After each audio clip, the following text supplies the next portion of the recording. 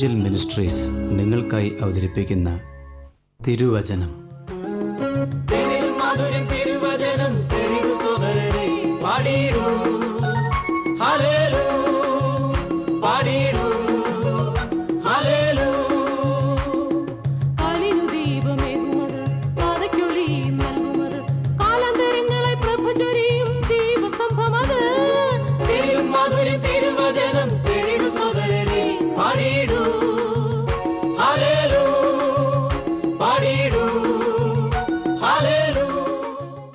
ഇന്ന് നമ്മോട് ദൈവവചനത്തിൽ നിന്ന് സംസാരിക്കുന്നത് Suviseshakan James M Thomas Nedumbassery. പ്രാർത്ഥനയോടെ ശ്രദ്ധിച്ചാലും. ശമൂവേലിൻ്റെ 1-ാം പുസ്തകത്തെ അധികരിച്ചുള്ള 45-ാമത്തെ എപ്പിസോഡിലേക്ക് ഹൃദ്യമായ സ്വാഗതം. അങ്ങ് ശ്രദ്ധിക്കുന്നത് ഇവാഞ്ചൽ മിനിസ്ട്രീസ് ക്രമീകരിക്കുന്ന തിരുവചനം എന്ന ആത്മീയ ശുശ്രൂഷയാണ്.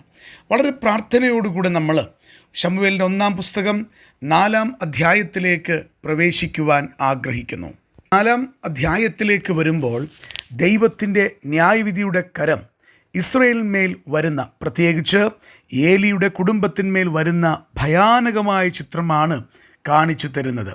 എന്തായിരുന്നു ഏലിയുടെ കുടുംബത്തിൻ്റെ പാപം എന്നുള്ളത് ഇതിനു മുൻപുള്ള അധ്യായങ്ങളിൽ നാം വിശദമായി കണ്ട വിഷയമാണ്. ഒരു വസ്തുത പറഞ്ഞ് ആരംഭിക്കുവാനായിട്ട് ആഗ്രഹിക്കുന്നു.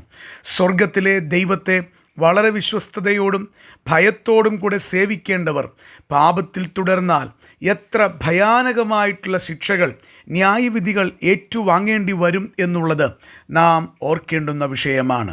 കർത്താവിൻ്റെ സന്നിധിയിൽ ദൈവം നമ്മെ ആക്കി വെച്ചിട്ടുള്ളത് വളരെ വിശ്വസ്തയോടെ, വളരെ ദൈവഭയത്തോടുകൂടെ നമ്മെ സൂക്ഷിച്ച് കർത്താവിൻ്റെ മുൻപാകെ നാം നന്നായി ജീവിക്കേണ്ടതിനാണ്. എന്നാൽ ലഭിച്ച കൃപകളെ അനാദരിച്ചുകൊണ്ട് വിവിധമായിട്ടുള്ള പാപങ്ങളിൽ തുടരുമ്പോൾ ദൈവസന്നിധിയിൽ നാം കുറ്റക്കാരായി തീരുകയും നാം ദൈവിക ശിക്ഷാക്രമങ്ങളിലൂടെ കടക്കേണ്ടി വരികയും ചെയ്യുമെന്നുള്ളത് പറയാതിരിപ്പാൻ നിർവാഹമില്ല.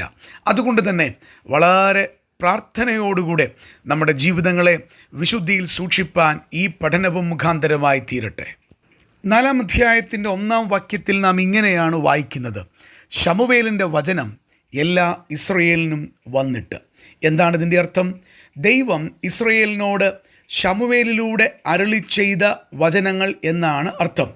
യഹോവയുടെ നാവായിട്ട് ശമൂവേലിനെ ദൈവം ആ കാലത്തിൽ ഉപയോഗിക്കുന്ന കാഴ്ച നമുക്ക് കാണുവാൻ കഴിയുന്നുണ്ട്. ഇതെത്രമാത്രം അനുഗ്രഹീതമായ വസ്തുതയാണ്. പ്രിയപ്പെട്ടവരെ, ദൈവത്തിൻ്റെ ശബ്ദമായി മാറുവാൻ ഭാഗ്യം ലഭിച്ചത് ശമൂവേലിൻ്റെ ജീവിതത്തിൽ ഏറ്റവും അനുഗ്രഹീതമായ കാര്യമാണ്. ദൈവം നമ്മെക്കുറിച്ച് ആഗ്രഹിക്കുന്ന ദൈവികമായ ശുശ്രൂഷകളിൽ നാം പ്രയോജനപ്പെടുന്നു, ഉപയുക്തരാക്കപ്പെടുന്നു എന്നുള്ളത് നമ്മെ സംബന്ധിച്ചിടത്തോളം ആനന്ദദായകമായ വസ്തുതയാണ്. ഒരു ആത്മീയനെ സംബന്ധിച്ച് കർത്താവിനാൽ താൻ ഉപയോഗിക്കപ്പെടുന്നു എന്നുള്ളതിനേക്കാൾ മനോഹരമായ മറ്റൊരു ജീവിതത്തിൻ്റെ അനുഭവമില്ല എന്ന് ഓർമ്മപ്പെടുത്തട്ടെ. അങ്ങയുടെ ജീവിതത്തിൽ ദൈവത്തിൻ്റെ കരങ്ങളിൽ അങ്ങ് ശരിയായ നിലയിൽ ഉപയോഗിക്കപ്പെടുന്നുണ്ടോ എന്നുള്ളത് ചിന്തിക്കുവാനും, അങ്ങനെ ഉണ്ട് എങ്കിൽ ദൈവത്തോട് നന്ദിയുള്ളവരായി തുടരുവാനും, ഇല്ല എങ്കിൽ ജീവിതത്തെ ക്രമീകരിക്കുവാനും ഇടയായിത്തീരണം. ഈ അധ്യായത്തിൽ ഏലിയുടെ കുടുംബത്തിൽ വരുവാൻ പോകുന്ന വലിയ ശിക്ഷകളുടെ നിവർത്തീകരണം നമുക്ക് കാണുവാൻ കഴിയുന്നുണ്ട്. വാസ്തവത്തിൽ ഇത് മറ്റൊരു വസ്തുതയിലേക്കും വിരൽ ചൂണ്ടുന്നു. ശമൂവേൽ എന്ന പ്രവാചകനുള്ള അംഗീകരണമായി നമുക്ക് ഇതിനെ കാണുവാൻ കഴിയുന്നുണ്ട്. ആവർത്തന പുസ്തകം 18-ാം അധ്യായം 22-ാം വാക്യത്തിൻ്റെ അടിസ്ഥാനത്തിൽ നമുക്കിതിനെ ചിന്തിക്കുവാൻ കഴിയും. ഒരു പ്രവാചകനെക്കുറിച്ച് ദൈവത്തിൻ്റെ വചനത്തിൽ രേഖപ്പെടുത്തിയിട്ടുള്ളത് ശ്രദ്ധിച്ചാലും, ഒരു പ്രവാചകൻ യഹോവയുടെ നാമത്തിൽ സംസാരിക്കുന്ന കാര്യം സംഭവിക്കുകയും അത് ഒത്തുവരികയും ചെയ്യാഞ്ഞാൽ അത് യഹോവ അരുളി ചെയ്തതല്ല. പ്രവാചകൻ അത് സ്വയം കൃതമായി സംസാരിച്ചതത്രേ. അവനെ പേടിക്കരുത്. ഇവിടെ ഇതാ ദൈവസന്നിധിയിൽ ശമൂവേലിലൂടെ ഏലി പുരോഹിതൻ്റെ കുടുംബത്തിൽ വരുവാൻ പോകുന്ന അനർത്ഥങ്ങളെക്കുറിച്ച്, അവർ ചെയ്ത പാപത്തിൻ്റെ അനന്തരഫലത്തെക്കുറിച്ച് ഇതിനു മുൻപുള്ള അധ്യായങ്ങളിൽ ഓർമ്മപ്പെടുത്തുകയുണ്ടായി. എന്നാൽ ഈ അധ്യായത്തിലേക്ക് വരുമ്പോൾ ദൈവം ശമൂവേലിലൂടെ അരുളി ചെയ്ത ന്യായവിധികൾ നടപ്പിലാക്കപ്പെടുമ്പോൾ വളരെ ദുഃഖത്തോടെയാണെങ്കിലും ഇങ്ങനെ ഓർമ്മപ്പെടുത്തട്ടെ: ശമൂവേൽ ദൈവത്തിൻ്റെ പ്രവാചകൻ എന്നുള്ളത് അംഗീകരിക്കപ്പെടുന്ന ചരിത്രമാണ് കാണുവാൻ കഴിയുന്നത്. ദൈവം ഒരുവനെ ശുശ്രൂഷയ്ക്ക് ആക്കി വയ്ക്കുമ്പോൾ അവനെ ആ ശുശ്രൂഷയ്ക്ക് ആക്കിയിട്ടുണ്ട് എന്നുള്ള വ്യക്തമായ ബോധ്യം മറ്റുള്ളവരെ ബോധ്യപ്പെടുത്തുന്നതും നമുക്ക് വചനത്തിൻ്റെ അടിസ്ഥാനത്തിൽ കാണുവാൻ കഴിയുന്ന വസ്തുതയാണ്. അതുകൊണ്ട് ദൈവം അങ്ങേ ഒരു ശുശ്രൂഷയ്ക്ക് ആക്കിയിട്ടുണ്ടെങ്കിൽ അതിൻ്റെ ഭാവിയോർത്ത് അങ്ങ് ചഞ്ചലപ്പെടേണ്ടതില്ല. അങ്ങ് ദൈവസന്നിധിയിൽ വിശ്വസ്തനായി തുടർന്നാൽ മാത്രം മതി.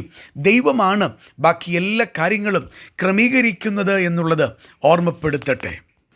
തിരുവചനം പൂർണ്ണമായി ലഭിക്കുന്നതിന് മുൻപ് പ്രവാചകന്മാരുടെ ശുശ്രൂഷ അനിവാര്യമായിരുന്നു. എന്നാൽ ഇന്ന് പ്രവാചകന്മാരുടെ ശുശ്രൂഷ നമുക്ക് അത്തരത്തിൽ കാണുവാൻ കഴിയുന്നില്ല. കാരണം ദൈവവചനം അറിയേണ്ടതെല്ലാം പൂർണ്ണമായിട്ട് രേഖപ്പെടുത്തി കിട്ടിയിട്ടുണ്ട് എന്നുള്ളത് മറക്കരുത്. അത് വചനം പഠിക്കുമ്പോൾ കാണുവാൻ കഴിയുന്ന വസ്തുതയാണ്.